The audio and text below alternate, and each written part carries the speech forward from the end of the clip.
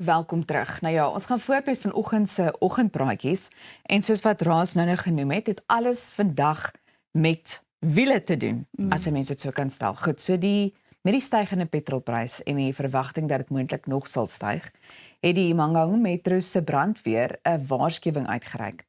Die afdelingshoof van brandweer en reddingsdienste, Bram van Sail, sê dit is onwettig en gevaarlik om groot hoeveelhede petrol of diesel sonder die nodige goedkeuring op te gaar en dat nasionale wetgewing en munisipale verordeninge beheer hoe brandstof geberg mag word. Nou Van Sail waarsku dat inwoners die wetlike implikasies moet verstaan, veral te midde van kommer oor brandstoftekorte as gevolg van konflik in die Midde-Ooste.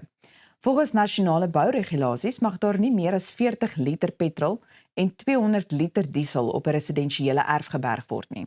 Dit sluit nie die brandstof wat reeds in voertuie, bote of grassnyers in nie.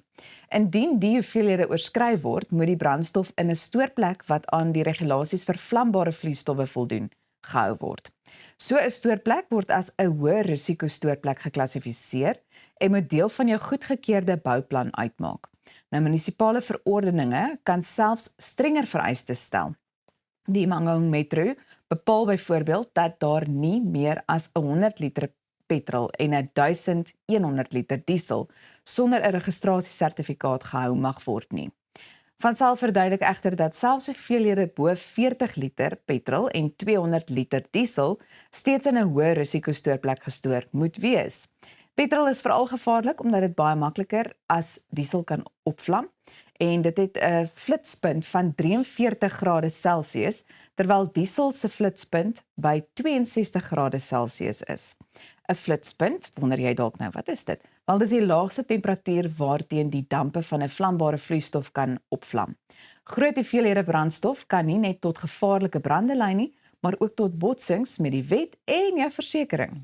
Van Sail het hierdie waarskuwing gerig nadat 'n plaaslike WhatsApp-groep 'n boodskap oor die opgaar van 210 liter petrol gedeel het.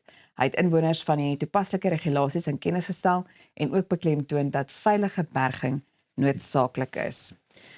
So, ek dink dit is 'n interessante onderwerp, maar iets waarby ek graag wil uitkom is, ek het gisterand iets interessant raak gelees en dit wil voorkom asof sommige maatskappye dit gaan oorweeg dat mense dalk weer 'n bietjie meer van die huis af kan werk na aanleiding van hierdie hele brandstofkwessie. Ja. Wat ek dink sommige mense nogal sal verwelkom. Ja. Ek weet daar's gemengde gevoelens daaroor, maar dit kan help.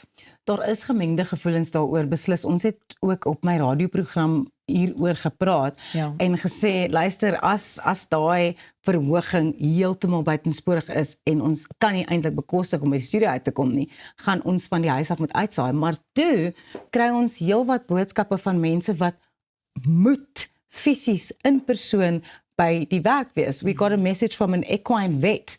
She was like, well, I can't see my horses at home. I can't, daar's mense wat werk in die mynboubedryf, daar's mense, people that have to go into work. En dit is eintlik deel van die kwessie, that some people do not have, I want to say the luxury, and it is the luxury, of being able to stay at home so that you can save money because the petrol and the fuel in general is so expensive. Sommige mense moet nie skryf en lees, jy weet, dit maak dit ook moeilik. Sommige mense moet hier op Goeiemôre, good morning. Verstaan jy? Soos met die pandemie, word daar nou toiletpapier ook gestoor, saam met die petrol en die diesel. Exactly. That's the first thing I thought of, actually, when we heard about the stockpiling of petrol. Onthou jy hoe die mense die toiletpapier gestockpile? Maar dieselfde probleem, ouens, hier's moeilikheid. Ons moet maar toiletpapier kry.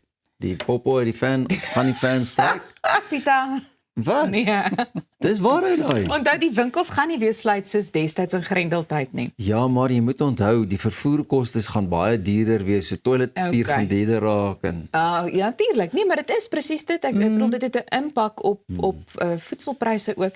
En ek dink dit is in hierdie stadium die grootste bekommernis. Exactly. Vir al die landboubedryf ook, jy weet, wat swaar trek. I don't think that we have enough of a realization of how the entire supply chain and the entire actual function of our lives is all dependent on how much fuel is going to cost us. Like you said, in the farming and agricultural sector, alles gaan styg want om die trekkers te operate en al daai tipe goed, om die produce by die markte en by ander plekke uit te kry, that involves trucks, that involves transportation. So En ons reeds kommer in die Kaap of in die Wes-Kaap.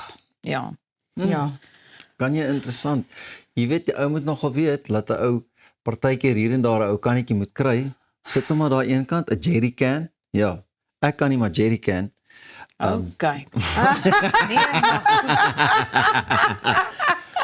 Maar as jy dalk 'n jerrycan het, dink ek dis genoeg, maar moet nou nie een van daai 210 liter dromme gaan kry nie, want in elk geval dit is mos nou maar 'n storie. Also, what annoys me is that people don't understand WhatsApp is a public forum, especially a group. Well, yeah. You are Yeah. not going to go and admit to doing stuff that is just a little bit illegal on a WhatsApp group because julle wil nou hê almal moet nou gaan petrol stockpile, because it's not, you can't do that. Like you said in the story, Elsa, there's got to be a specific way of and a specific place for storing fuel. It's a highly flammable substance. Like, what are we doing? En ek dink dit is ons het nou juis verneem van een van ons kollegas hier op Stel dat daar reeds op sommige plekke nie 'n spesifieke brandstof dan nou beskikbaar is nie, jy weet. Sommige of een van die oktane dan nou is nie beskikbaar nie. So ek dink dit is reeds, ek dink mense raak paniekerig in hierdie stadium en ek dink dit is seker moeilik om te sê bly kalm. Maar bly ingeskakel. Ja. Want ons hou vir jou ingelig. Dis wat ons kan sê. Goed, ons gesels net hierna oor 'n nuwe era in gesondheidsorg. So maak seker jy bly ingeskakel op Goeiemôre Good Morning want ons is nou weer terug.